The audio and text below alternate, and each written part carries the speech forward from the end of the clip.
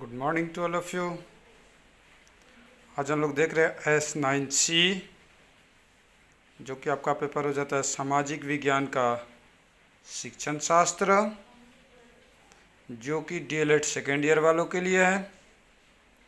इसके अंतर्गत हम लोग देख रहे हैं यूनिट 3, जिस यूनिट का आपका नाम हो जाता है सामाजिक विज्ञान का शिक्षण। ये यूनिट 3 हो जाता है, जिसके अंतर्गत आज का जो हमारा टॉपिक होगा उसका नाम है भूगोल में सहायक दृश्य एवं श्रव्य सामग्री का वर्णन। तो माय डियर स्टूडेंट, जैसे कि मैं आपको पिछली कक्षा में इतिहास में सहायक दृश्य एवं श्रव्य सामग्री के बारे में बताया था, आज मैं आपको भूगोल में सहायक दृश्य एवं श्रव्य सामग्री के बारे में बताऊंगा कि भूगोल के शिक्षण में दृश्य और श्रव्य सामग्री कौन कौन से आते हैं, और साथ ही साथ श्रव्य दृश्य सामग्री के भी बारे में, जो कि हमारा लेक्चर संख्या 10 होगा। तो चलिए मैं आपको बताता हूँ। तो यहाँ पर हम लोग देख रहे हैं दृश्य सामग्री। सबसे पहले मैं आपको दृश्य सामग्री के बारे में अवगत कराता हूँ। दृश्य का अर्थ होता है देखना, जिसको हम लोग देखते हैं। तो इसके अंतर्गत आपका आता है मानचित्र, श्यामपट्ट, ग्लोब, चित्र, रेखाचित्र, मॉडल, नमूना, स्टीरियोस्कोप, एपिस्कोप और लास्ट आपका होता है एपिडाइस्कोप। तो ये जो आपका हो दिख रहा है, ये आपका दृश्य सामग्री है। अगर श्रव्य सामग्री की बात करते हैं, यानी जो सुनने वाला, उसका नाम हो जाता है टेप रिकॉर्डर और रेडियो। अगर हम लोग देखते हैं श्रव्य और दृश्य दोनों के बारे में बात करते हैं, तो वो आपका एक हो जाता है चलचित्र और दूसरा हो जाता है आपका टेलीविज़न। तो माय डियर स्टूडेंट, चलिए मैं अब आपको बता रहा हूँ दृश्य सामग्री के बारे में डील कर। जैसे कि माय डियर स्टूडेंट, यहाँ पर जैसे कि मैंने आपको बताया पहला श्यामपट्ट, जो कि दृश्य सामग्री के अंतर्गत आता है। तो कहता है श्यामपट्ट शिक्षक का सबसे क्या है उपयोगी साधन है, जो पाठ्य वस्तु और पाठन विधि में क्या करता है, मदद करता है। इसके महत्व को किसी भी सहायक सामग्री से कम नहीं समझना चाहिए। यानी कि हम लोग जानते हैं कि शिक्षक पढ़ाने का काम ज़्यादा किससे करता है, श्यामपट्ट पर।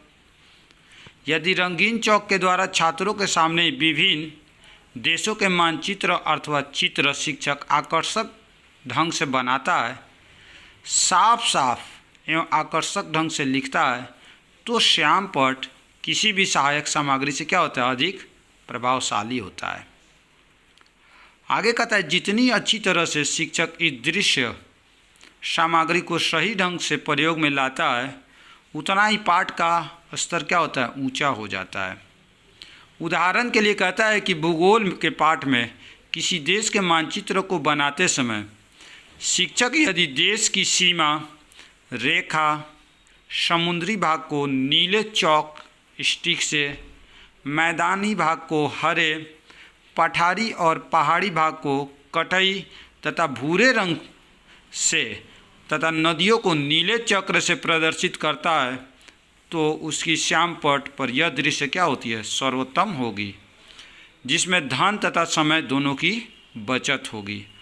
आगे कहता है कि श्यामपट्ट पर जो चित्र अथवा मानचित्र बनाए जाएं, वह स्पष्ट बनाए जाएं, जिससे क्या हो, छात्र भली प्रकार से समझ सके। आगे क्या कहता है कि श्यामपट्ट पर लिखे अक्षर सुस्पष्ट तथा सुंदर हो। जहां तुलना का प्रश्न हो, वहां ऐसे रंगों के चौक स्टिक का प्रयोग किया जाए जिससे अंतर स्पष्ट हो जाए। उदाहरण के लिए अगर कहता है कि थलीय तथा जलीय अर्थात पर्वतीय और मैदानी भाग की तुलना निश्चित रंगों से भरे मानचित्रों को देखकर आसानी से भरी जा सकती है।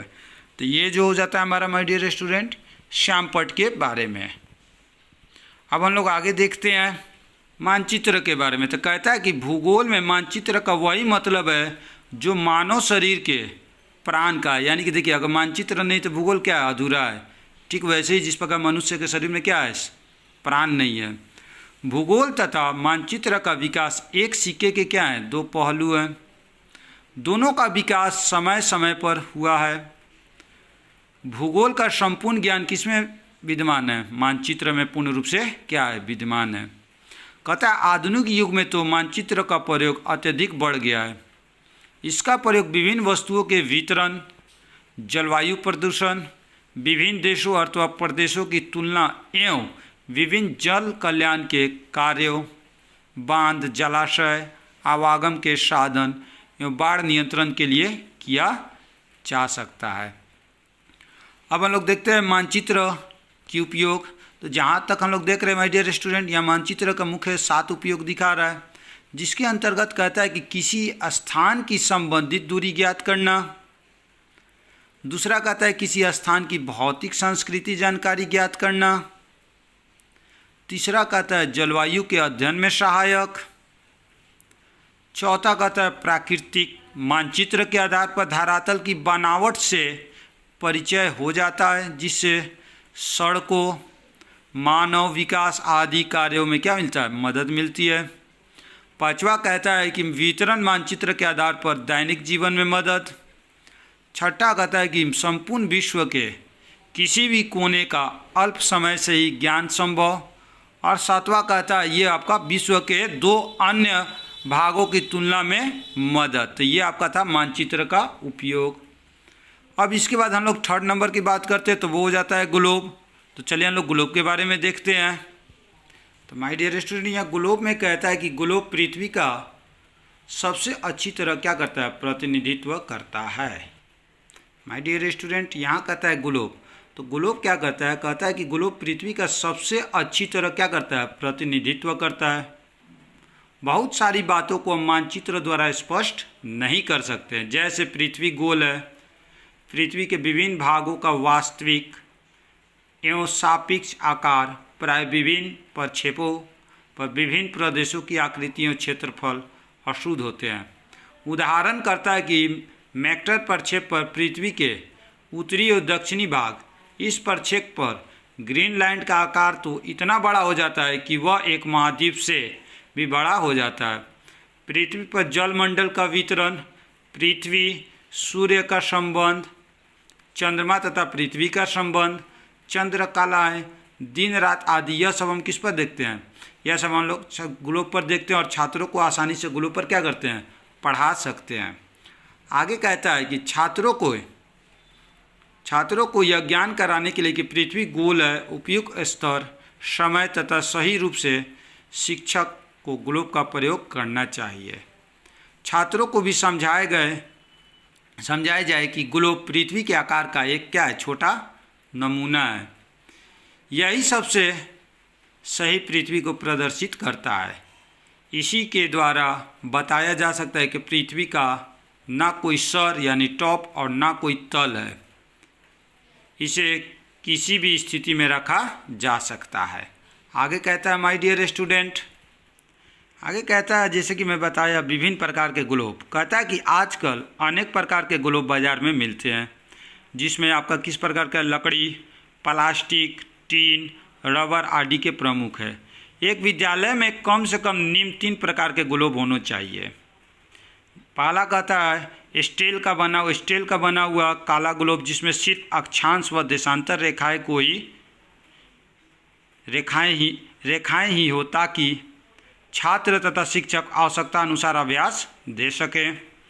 दूसरा कहता है पृथ्वी के धरातल को दिखाने वाली ऊंची नीची सतह, पठार, पहाड़, प्राकृतिक ग्लोब होना चाहिए, जिससे वास्तविक स्थिति एवं धरातल का ज्ञान छात्रों को हो सके।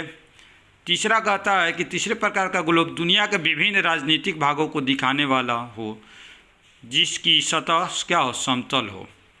तो ये हो जाता है ग्लोब का आकार में। कहता है कि लगभग 2-3 आकार के ग्लोब उपयोग में लानी चाहिए, जिसके अंतर्गत पहला ग्लोब कहता है कम से कम 16 व्यास अथवा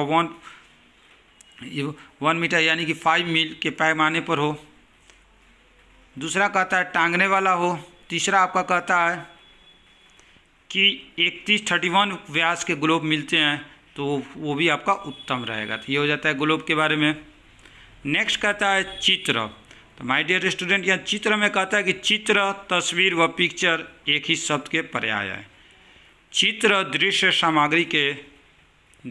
सामग्री में सबसे अधिक आकर्षक उत्पादन है।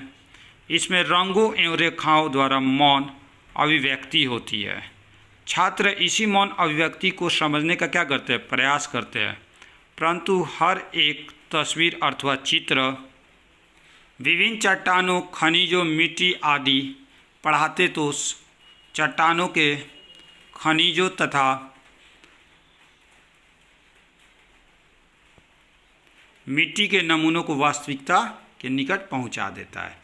कहता है कि यही कारण है कि भूगोल में सरस्वती के समय जो उस क्षेत्र में दर्शनीय है, जिन जिन बातों को देखा जाता है, उनके चित्र और नमूनों को संग्रह कर लिया जाता है। जैसे उदाहरण में आपका देता है शिस्ट, ग्रेनाइट, लाइमस्टोन आदि। नेक्स्ट आपका आता है चित्र के बाद से स्टीरियोस्कोप। कहता है कि यह दृश्य सामग्री में एक अच्छा क्या है, उपकरण है। इसमें छात्रों को महत्वपूर्ण दृश्यों को दिखाया जाता है। अध्यापक महत्वपूर्ण चित्रों को इस उपकरण पर एक एक करके चढ़ाया जाता है और छात्र इसका बड़ा रूप क्या करते हैं, देख लेते हैं। परंतु एक स्टीरियोस्कोप से कम एक ही विद्यार्थी अधिक से अधिक 2 चित्र क्या कर सकता है, देख सकता है। एक बड़ी कक्षा के लिए आवश्यक है कि कम से कम 10 स्टीरियोस्कोप तथा प्रत्येक चित्र की 10-10 कॉपी हो, ताकि 10 छात्रों के ग्रुप के अनुसार कम समय में सभी छात्र लाभान्वित हो सके। यदि स्टीरियोस्कोप की संख्या अथवा चित्रों की संख्या कम रही तो काफ़ी समय लग जाएगा तथा अर्थव्यवस्था क्या हो जाएगी, फैल जाएगी। ये आपका हो जाता है स्टीरियोस्कोप के बाद। उसके बाद आपका कहता है नेक्स्ट आता है रेखा चित्र, यानी कि कहता है कि भूगोल शिक्षक स्वयं में एक दृश्य श्रव्य सामग्री है। उसे विषय वस्तु को आसान बनाने के लिए स्वयं कक्षा में श्याम पट पर चित्र बनाने पड़ते हैं। ये रेखा चित्र एक प्रकार से आसान चित्रकला कही जा सकती है, जिसमें भूगोल शिक्षक विभिन्न स्थानों, मार्गों आदि के रेखा चित्र छात्रों के सामने क्या करते हैं, प्रस्तुत करता है।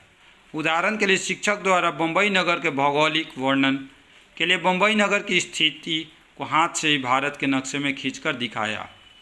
तो ये आपका हो जाता है दिखाया। पुनः समुद्री भाग से उसे संबंधित करना, पुनः उसके पृष्ठ बाजार व को दिखाना। तो ये हो जाता है चित्र, यानी ये भी दृश्य के अंतर्गत आ जाता है।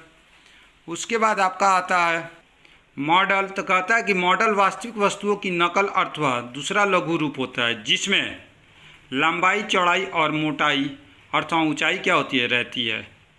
इस नकल अथवा प्रारूप रूप को देखकर हम वास्तविक वस्तु का अनुमान लगा सकते हैं। इस प्रकार मॉडल की परिभाषा में वे वस्तुएं में 3 पहलू आते हैं। इसमें सबसे बड़ी और छोटी सी छोटी वस्तु के मॉडल रखे जा सकते हैं। उदाहरण के तौर पर देखते हैं, दुनिया का मॉडल, भारत का मॉडल एक छोटे स्थान पर बनाए जा सकते हैं। निर्जीव व सजीव 2 प्रकार के पदार्थ, इमारत व वस्तुएं, हृदय आदि मॉडल के द्वारा तैयार किए जा सकते हैं। उसके बाद आते हैं माय डियर स्टूडेंट नमूने। तो नमूने में कह रहा है कि भारत में व्यवहारिक पक्ष का भी बहुत महत्व है। कहा तो यहाँ तक गया है कि अधिकांश भूगोल पैरों के द्वारा जाना जाता है बजाय मस्तिष्क के। इसका आशय यह है कि हम जितनी पृथ्वी की वास्तविकता को देखेंगे उतना ही भूगोल की वास्तविकता का ज्ञान बढ़ेगा। नमूने वास्तविकता ज्ञानोपार्जन में क्या होती है, काफ़ी मदद करती है। तो ये हो जाता है नमूना। नेक्स्ट आता है माय डियर स्टूडेंट एपीस्कोप। तो कहता है यह एक दूसरा उपकरण है जो मानचित्र को बड़े आकार में छायापट पर दिखाने के काम में लाया जाता है। इसमें जो मैजिक लालटेन के साथ अब सुविधाएं हैं वे नहीं हैं। इसके द्वारा किसी भी पुस्तक, तस्वीर के चित्र, पत्र पत्रिका, आवश्यक समाचार सामग्री, मानचित्र, रेखा चित्र आदि दिखाए जा सकते हैं। किसमें, एपीस्कोप में। यह चित्र विस्तारक यंत्र होता है। इसके अग्र भाग में एक कीमती कांच लेंस होता है, जिसकी सहायता से इच्छित आकार में चित्र को छोटा या बड़ा किया जा सकता है। लास्ट आपका कहता है एपीडाइस्कोप। तो कहता है एपीडाइस्कोप यह एक बहुत ही उपयोगी उपकरण है। इसमें विभिन्न प्रकार के चित्र, मानचित्र, उद्दंड, पाठ का सारांश आदि को क्या किया जाता है, दिखाया जा सकता है। तो माय डियर स्टूडेंट, आज हम लोगों ने देखा भूगोल में दृश्य सामग्री के बारे में। मैं अपनी वाणी यहीं विराम देता हूँ। Thank you, have a nice day.